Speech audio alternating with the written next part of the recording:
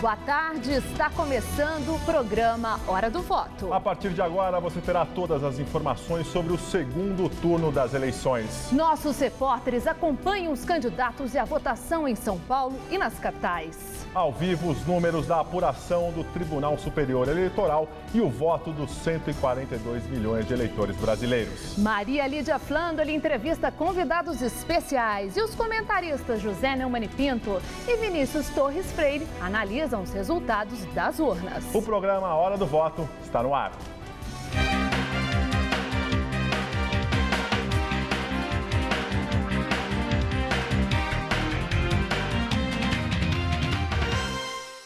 Vamos agora com a repórter Fernanda Azevedo, que está na sede do Tribunal Regional Eleitoral de São Paulo e tem informações sobre a votação no estado. Boa tarde, Fernanda.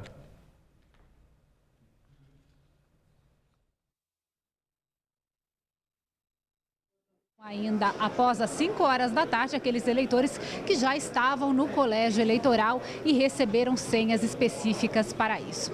Uma votação considerada bastante tranquila, de acordo com o Tribunal Regional Eleitoral. Em um boletim divulgado às 2 horas da tarde, apenas uma pessoa foi presa em Jandira por crime eleitoral de boca de urna. 56 urnas tiveram que ser trocadas aqui na capital. E uma curiosidade, eleitores de uma zona eleitoral de um colégio no Grajaú, na zona sul de São Paulo, tiveram que votar em cédulas de papel. Isso porque a mídia da urna apresentou problemas e não foi possível trocar por outra urna. A Justiça Eleitoral trabalha para recuperar os votos desta urna que apresentou problemas dos eleitores que já tinham votado antes desses problemas. Em todo o estado de São Paulo, 260 urnas tiveram que ser trocadas, quase todas por urnas eletrônicas, a não ser esta na zona sul de São Paulo, que foi trocada por votos de papel. É um número bastante pequeno, representa 0,29% das 90 mil urnas instaladas aqui no estado de São Paulo, mas ainda assim o estado de São Paulo é o segundo com o maior número de urnas trocadas, ficando atrás apenas do Rio de Janeiro. 34% dos eleitores brasileiros votam também para governador no segundo turno, isso em 13 estados brasileiros e também no Distrito Federal. A divulgação dos votos apurados para a presidência da República só começam a partir das 8 horas da noite, isso por conta de diferenças de horários nos estados brasileiros. O estado do Acre não tem horário de verão e também tem horas de diferença do fuso horário de Brasília. E, portanto, lá a votação só se encerra às 8 horas da noite do horário de Brasília. E por isso, então, não se pode antecipar a divulgação da apuração dos votos para não influenciar os eleitores de lá. E nós voltamos a qualquer momento com outras informações aqui do Tribunal Regional Eleitoral. Voltamos ao estúdio.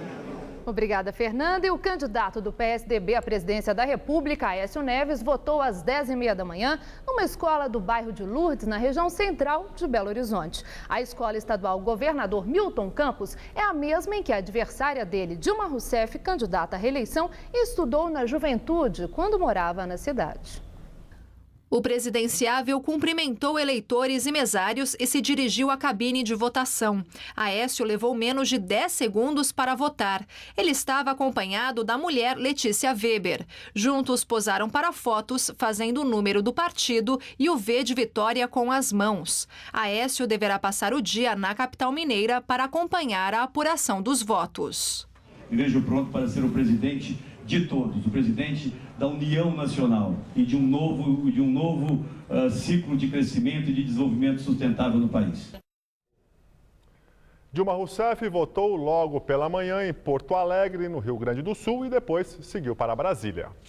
A presidente candidata à reeleição votou às 8h45 da manhã na Escola Estadual Santos Dumont, na Zona Sul de Porto Alegre, acompanhada do governador do Rio Grande do Sul, Tarso Genro, do PT. Antes, a candidata tomou café da manhã com integrantes do partido no Hotel Plaza São Rafael. Em uma rápida entrevista coletiva no local, ela disse que a campanha eleitoral foi cheia de mudanças e também comentou o nível de acirramento do tom da disputa. Acho que houve momentos em que o nível não foi muito alto, mas eu não diria que ela inteiramente foi uma campanha em que prevaleceu o baixo nível, eu não diria isso. eu acho que teve momentos lamentáveis. O uso de formas de tratamento indevidas e, inclusive, acredito que isso foi rejeitado pela população. Dilma Rousseff já voltou para Brasília e acompanhará do Palácio da Alvorada, a residência oficial da Presidência da República, a apuração dos votos. Marina Silva, terceira colocada no primeiro turno das eleições presidenciais pelo PSB, votou hoje de manhã em Rio Branco, capital do Acre. A ex-candidata e agora apoiadora de Aécio Neves do PSDB chegou ao Instituto Nacional de Colonização e Reforma Agrária, onde votou acompanhada da família. Na entrada, cumprimentou eleitores, mesários e posou para fotos. Marina levou poucos segundos para votar. Na saída em entrevista coletiva, criticou a divisão do país causada por essas eleições e defendeu que o candidato eleito volte a unir o Brasil. É fundamental que depois dessas eleições se tenha uma postura de unir o Brasil, de não permitir que o nosso país seja dividido entre Norte e Nordeste, entre Sul e Sudeste, que o Brasil continue sendo o país da diversidade social, cultural, econômica. O ex-presidente Fernando Henrique Cardoso votou em São Paulo por volta das 11h30 da manhã, no bairro de Higienópolis, região central. Fernando Henrique Cardoso foi caminhando ao Colégio Sion, no bairro de Higienópolis, na zona oeste de São Paulo, que fica próximo à residência dele. Estava ao lado de companheiros de partido e tirou fotos com eleitores. Seguiu até a sessão de número 395, onde cumprimentou mesários e levou menos de 30 segundos para votar. FHC criticou a campanha petista da atual presidente Dilma Rousseff. Segundo ele, essas eleições foram marcadas por dividir o país. É uma divisão momentânea, eleitoral, e a responsabilidade de quem ganha de restabelecer um clima de maior relacionamento amistoso entre os brasileiros. O ex-presidente falou também que é necessário mudar o atual sistema político brasileiro. Ninguém mais acredita nesse sistema porque ele não representa realmente os mecanismos errados que estão aí. Então, a primeira responsabilidade do novo presidente vai ser uma reforma desse sistema político que está ruim. E eu não vou defender uma coisa na qual eu não acredito. Em São Bernardo do Campo, no ABC Paulista, houve tumulto quando o ex-presidente Lula chegou no colégio para votar. Na rua tomada por petistas, um advogado com adesivo do PSDB passou por apuros com a mãe.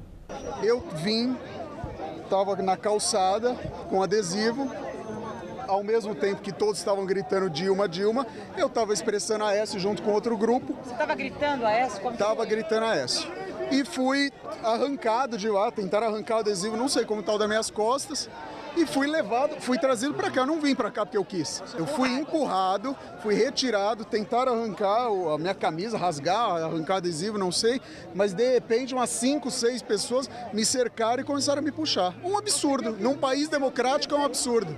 O ex-presidente Luiz Inácio Lula da Silva estava com a esposa Marisa, Alexandre Padilha, que perdeu a eleição para o governo de São Paulo, e o prefeito da cidade, Luiz Marinho. Ele votou pouco depois das 10 horas da manhã em São Bernardo do Campo. Em entrevista, o ex-presidente voltou a falar sobre a denúncia publicada pela revista Veja, em que o doleiro Alberto Youssef afirma que ele e a presidente Dilma Rousseff sabiam de um suposto esquema de corrupção na Petrobras. Lula afirmou que só conhece o doleiro das páginas dos jornais.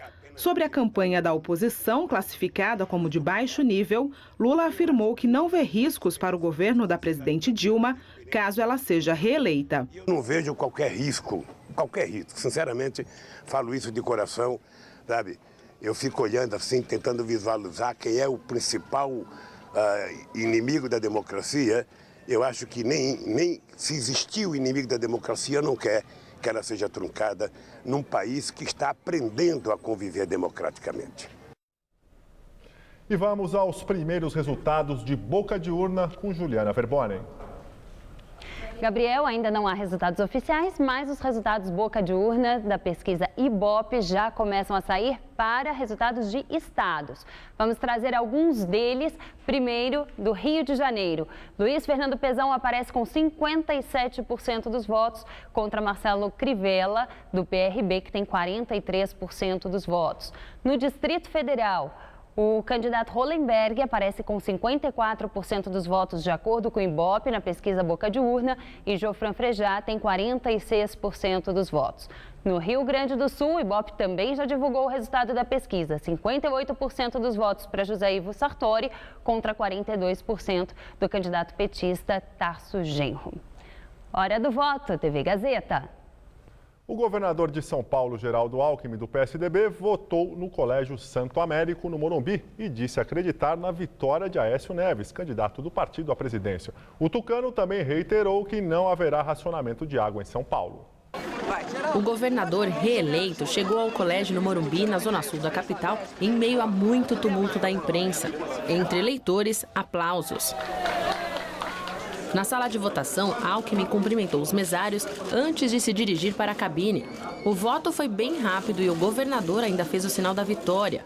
Foi uma campanha cívica, campanha bonita, o país inteiro envolvido nessa disputa e chegamos ao dia de hoje com muita confiança no resultado. Alckmin acompanhou a votação da esposa Lu Alckmin no mesmo colégio. José Serra, eleito senador por São Paulo pelo PSDB, acompanhou Alckmin e disse também estar otimista com a vitória de Aécio Neves. O governador reeleito descartou mais uma vez a possibilidade de implantar racionamento de água aqui na cidade de São Paulo e disse que a intenção para os próximos anos é diminuir a dependência do sistema Cantareira para aproveitar melhor as águas da represa Guarapiranga. Alckmin afirmou ainda repudiar os atos violentos contra o prédio da Editora Abril em Pinheiros, na zona oeste de São Paulo, na noite de sexta-feira. A empresa, responsável pela revista Veja, foi alvo de pichações após trazer uma reportagem que o doleiro Alberto Youssef afirmou que a presidente Dilma e o ex-presidente Lula sabiam dos esquemas de corrupção da Petrobras. O absurdo que foi esta tentativa de invasão e depredação à Veja. São Paulo não tolera autoritarismo, não tolera vandalismo. Então, a polícia agirá com rigor na identificação. O prefeito Fernando Haddad, do PT, votou em Moema, na zona sul da capital, por volta das 10h40 da manhã. O prefeito Fernando Haddad votou em Moema, na zona sul da capital, por volta das 10h40 da manhã. O petista se mostrou animado e disse que Dilma Rousseff já ganhou a eleição no confronto de ideias com o tucano Aécio Neves. Sobre o caso da revista Veja, ele exaltou a decisão do Tribunal Superior Eleitoral de garantir o direito de resposta à presidente. Acho importante a decisão do Tribunal Superior Eleitoral, de garantir o direito de resposta, ainda que tardiamente, mas ainda assim foi importante como sinalização de que a Justiça Eleitoral não vai admitir esse tipo de atitude na antevéspera da eleição. Acho que a Justiça Eleitoral deu uma resposta importante para evitar desequilíbrio no pleito. Depois de votar, o candidato Aécio Neves voltou a criticar o tom da campanha e o baixo nível dos debates. A mais sórdida campanha já feita no país, com ofensas, com calúnias, com mentiras, protagonizadas por um partido político que quis se manter no poder a qualquer custo. Essa será uma triste página da história da democracia brasileira, a forma como o PT, para se manter no poder, tratou os seus adversários, fosse Eduardo, Marina, eu, e a forma como conduziu a sua campanha.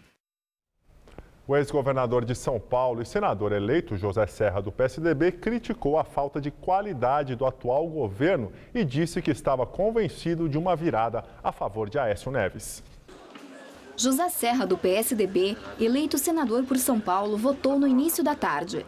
Ele chegou por volta da 1h no Colégio Santa Cruz, em Alto de Pinheiros, na zona oeste de São Paulo. Ele estava acompanhado de sua esposa Mônica e dos netos Gabriela, de 7 anos, e Francisco, de 5 anos. As crianças acompanharam Serra até a urna e depois posaram para as fotos. O senador eleito disse estar otimista a respeito do resultado da eleição e acredita em uma virada. Ele também comentou sobre os desafios econômicos para o próximo governo. A herança do governo Dilma é adversa para o seu sucessor ou para ela própria, se ela viesse a ganhar. É uma situação econômica complicada, mas não é situação sem saída. Eu estou convencido de que um governo novo vai despertar expectativas mais favoráveis, vai haver mais investimentos, vai ter mais credibilidade, as taxas de juros de longo prazo vão cair e também tem uma coisa chamada crédito de confiança. Crédito de confiança todo governo novo tem. Serra disse que ainda não sabia onde iria acompanhar a apuração dos votos. Vamos aos primeiros resultados da apuração oficial com Juliana Verbonen. Stella, 2 estados já têm aí o início da apuração com resultados oficiais. No Distrito Federal, 13% das urnas foram apuradas. Hollenberg está na frente com 53% dos votos até agora. Geoffrey Frejá tem 46,9% dos votos apurados até o momento. No Rio Grande do Sul, a apuração começou há pouco, 1% das urnas apuradas. Por enquanto, 64% dos votos para Ivo Sartori contra 35% dos votos para Tarso Genro. Então, aí já o começo da apuração oficial, informação do TSE. Hora do voto, TV Gazeta. O vice-presidente Michel Temer votou pela manhã aqui na capital paulista. Ele falou sobre a denúncia publicada pela revista Veja na sexta-feira. Temer disse não acreditar que a reportagem tenha influenciado os eleitores, principalmente os que votam em Dilma. Temer também afirmou que é preciso comemorar o fato de o Brasil ter tido uma eleição sem conflitos. Nós tivemos uma eleição democrática, nós tivemos uma coisa fantástica no Brasil. Você também pode acompanhar a cobertura das eleições 2014 aqui na TV Gazeta pela internet. O endereço é tvgazeta.com.br/hora do voto, tudo junto. E também no Twitter. O endereço é twitter.com/Jornal da Gazeta. Os 2 candidatos ao governo do Rio de Janeiro votaram logo pela manhã. O governador do Rio de Janeiro, que tenta a reeleição, Luiz Fernando Pezão, do PMDB, votou na Escola Municipal de Lages, em Piraí, na região sul do estado. Ele estava acompanhado dos pais, da esposa e de um irmão. Por determinação do Tribunal Regional Eleitoral, a imprensa não pôde acompanhar o candidato dentro da sessão eleitoral. Pezão acompanha a apuração dos resultados em um hotel na zona sul do Rio. Já o candidato do PRB, Marcelo Crivella, chegou ao Clube Marimbás, em Copacabana, na zona sul do Rio, para votar acompanhado da mulher e dos filhos. A imprensa também não pôde acompanhar a votação. Confiante, ele disse acreditar que o resultado da eleição contraria as últimas pesquisas de intenção de voto que mostram seu adversário, Luiz Fernando Pezão, à frente da disputa pelo governo do Rio. Crivella acompanhará a apuração dos votos de casa com a família. Em Goiás, estão no segundo turno para governador os candidatos Iris Rezende, do PMDB, e Marconi Perillo, do PSDB. O tucano Marconi Perillo chegou antes das 8 da manhã ao Colégio da Polícia Militar em Palmeiras de Goiás, a 70 quilômetros da capital Goiânia. Ele foi a primeira pessoa a votar naquela sessão.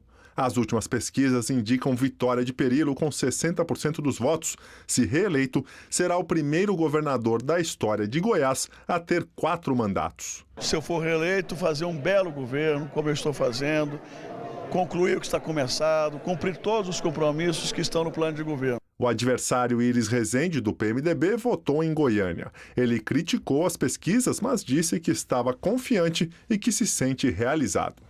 Em toda eleição, ganhando ou perdendo, eu me realizo com ela, porque eu entendo que o maior pecado daqueles que se dedicam à política é a omissão ou a indiferença quando a participação se faz necessária.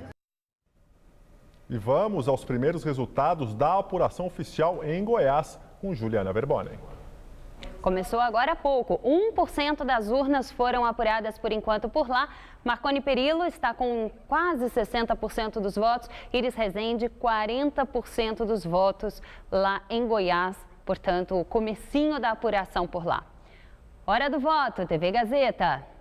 No Distrito Federal, os 2 candidatos que disputam esse segundo turno votaram pela manhã. O líder das pesquisas, Rodrigo Hollenberg, do PSB, votou em um colégio da Asa Sul, em Brasília, no final da manhã. Ele estava acompanhado da mulher e do senador eleito Antônio José Regufe, do PDT. Hollenberg criticou a campanha do adversário e disse lamentar que o candidato tenha usado de calúnia e difamação contra ele na campanha. Jofran Frejá, do PR, votou às 10h30 da manhã e declarou que espera empatar nos votos e vencer por idade, em uma referência à legislação eleitoral que prevê como critério de desempate a idade dos candidatos. Com 77 anos e em segundo lugar nas pesquisas, Frejá é quase 30 anos mais velho que o rival Rodrigo Hollenberg. E vamos agora com Maria Lídia Flandoli. Nosso convidado no Hora do Voto de hoje é Gaudêncio Torquato, consultor político de marketing e comunicação. Obrigada por estar conosco. Professor, eu quero começar, antes de mais nada, sobre essa campanha, que já foi chamada até de sórdida pelo candidato Aécio Neves e que também foi deplorada pela candidata Dilma Rousseff. No seu entender, como é que nós podemos compreender tanta alteração que espargiu rancor numa atitude que sugere pouco espírito democrático no país? O que é isso? Isso, Maria Lídia, vamos dizer assim, a luta pelo poder entre dois sistemas. O sistema que quer continuar e o sistema que quer mudar. Na verdade, era até previsível essa contundência, e pelo menos havia previsto essa contundência em função das características que realmente emolduram o cenário brasileiro hoje. Nós temos, de um lado, um grupo que quer continuar no poder e, evidentemente, coloca todo o seu poderio para continuar sentado no poder. E, evidentemente, a polarização ocorreu com o PSDB, com os tucanos. Nós estamos vendo aí até, eu coloquei hoje no meu artigo de hoje, mostrando que o desafio, seja quem for eleito, é realmente de colar as partes desse vidro quebrado. Porque o país está rachado ao meio, o país está sangrando, diria, com ambos os lados muito raivosos, muito raivosos. Então, vamos ter aí um desafio imenso a enfrentar nos próximos tempos. Eu peço licença, nós vamos a mais números. Professor, voltamos no instante. Gabriel. E vamos aos resultados da apuração oficial no Distrito Federal e no Rio Grande do Sul, com Juliana Verboni. Gabriel, já temos 43% das urnas apuradas no Distrito Federal. E por lá, Hollenberg, do PSB, tem 54,3% dos votos, enquanto Jofran Frejá tem 45,7% dos votos. No Rio Grande do Sul, 2% das urnas foram apuradas e, segundo o TSE até agora, 65% dos votos são para José Ivo Sartori e 34,3% para Tarso Genro, do PT. Hora do voto, TV Gazeta. E voltamos com a entrevista de Maria Lídia Flandoli. E prosseguindo com o professor Gaudêncio Torquato. Professor, no seu artigo de hoje, que o senhor mencionou há pouco, a União Nacional disse: caberá monumental tarefa de apaziguar a nação. Essa vai ser a função do futuro presidente da República, seja Dilma, seja Aécio. Esse presidente eleito vai encontrar um país conflagrado? Vai encontrar um país conflagrado, dividido em duas bandas, vai ter que trabalhar em dobro e escolher grandes articuladores, porque a tarefa se apresenta muito difícil, porquanto nós vamos ter, Maria Lídia, na Câmara Federal, um espectro partidário mais amplo, de 22 siglas, vamos para 28 siglas, significando que vai ser muito mais difícil você contentar a miríade, os quase 30 partidos que vão querer, evidentemente, uma fatia do poder, né? Particularmente os da situação. Então, isso é muito difícil. Agora, por outro lado, eu acho que a sociedade vai contribuir para isso, porque a sociedade muito organizada, nós vimos os movimentos sociais agindo há um ano, desde 2003, e vimos essa organicidade social trabalhar no sentido de exigir que os poderes cumpram os seus compromissos, e eu tenho a impressão que a sociedade vai pressionar o próximo Congresso no sentido de fazer reformas, Maria Lídia. Agora, professor, seja qual for o resultado, vamos pegar os dois partidos de onde esteve essa polarização, PT e PSDB.